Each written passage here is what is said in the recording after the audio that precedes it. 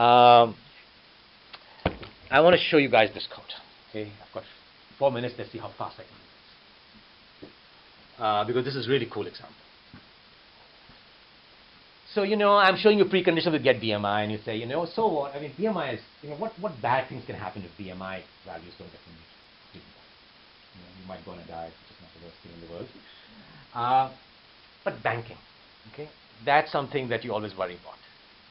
Okay, so here's a bank account. It goes and gives you your current balance, lets you deposit money and lets you withdraw money, and before withdrawing money checks whether you have the minimum balance. Okay, and if you don't, it says it returns false. Otherwise, lets you go and get back the money. Okay, so it's a very, this code works, by the way. Okay, and let's just see what can happen, what bad things can happen. So I have $2,500. I go and withdraw $2,400. I'm left with, it says fine, because my minimum balance is $100. Okay, that's what the program was doing there. Now I go and withdraw $1.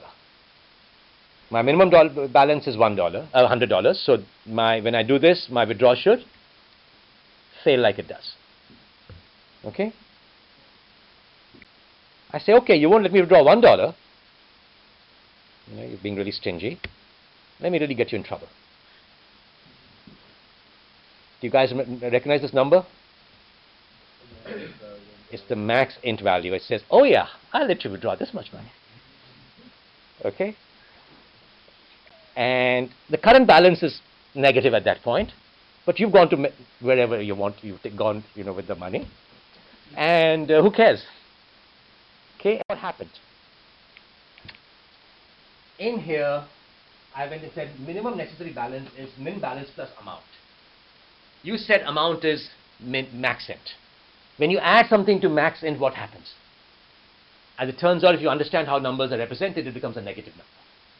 Because it became a negative number, it's now, this is less than current balance. It's less than $100. Okay?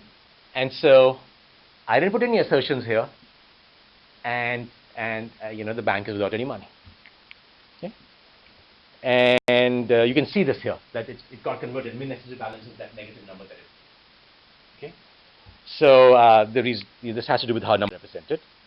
So what I should really have done is put a precondition. First put a condition there saying amount is greater than 0. Okay?